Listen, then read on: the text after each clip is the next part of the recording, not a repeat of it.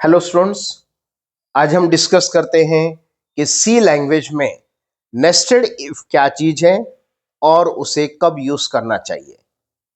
पहले कंपैरिजन के लिए एक सिंपल इफ का एग्जांपल और एक नेस्टेड इफ का एग्जांपल सामने रखेंगे।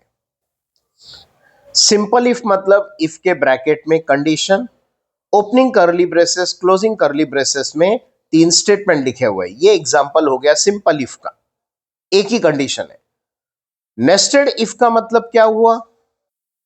नेस्टेड इफ में एक इफ के कंडीशन में, एक इफ के ब्रेसेस टू ब्रेसेस में दूसरा इफ एनक्लोज किया गया, that concept is called as nested if.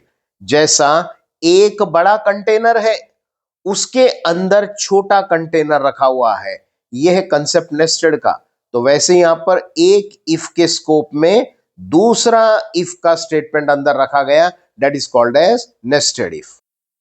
अब क्वेश्चन रेज होता है कि सिंपल इफ कब यूज करना और नेस्टेड इफ कब यूज करना। जैसे इस एग्जांपल में ये तीन स्टेटमेंट का एग्जीक्यूशन इस एक कंडीशन पे डिपेंडेंट है। ये कंडीशन ट्रू है तो ये तीन स्टेटमेंट चलेंगे, ये कंडीशन फॉल्स है तो ये तीन स्टेटमेंट नहीं चलेंगे, दैट्स ऑल। लेकिन नेस्टेड इफ में ये तीन स्टेटमेंट का एग्जीक्यूशन किसके ऊपर डिपेंडेंट है? Condition A as well as condition B. If in bracket condition है, ये चेक करेगा अगर ट्रू होगा तो अंदर आएगा, फॉल्स होगा तो अंदर ही नहीं आएगा।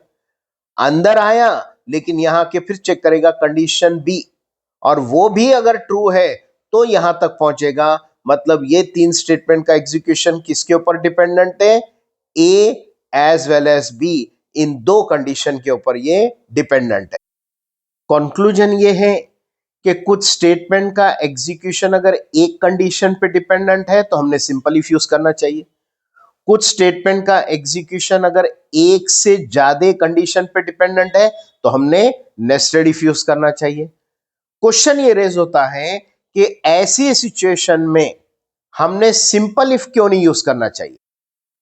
तो ये तीन स्टेटमेंट के लिए अगर हम ऐसा यूज करते सिंपल इफ, तो ये तो एक कंडीशन के लिए हो गया, जबकि ये दूसरे पर भी डिपेंडेंट है।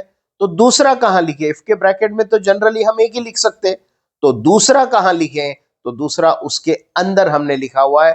दैट इज द रीजन कि हम नेस्टेड इफ यहां पर यूज करते हैं, ताकि ये स्टेटमेंट तब एग्जीक्यूट हो जब condition A as well as condition B ये दोनों भी ट्रू हो, तब ये स्टेटमेंट एग्जीक्यूट होंगे। आई होप आपको नेस्टेड इफ का ये कंसेप्ट अंडरस्टैंड हुआ होगा। Thank you very much.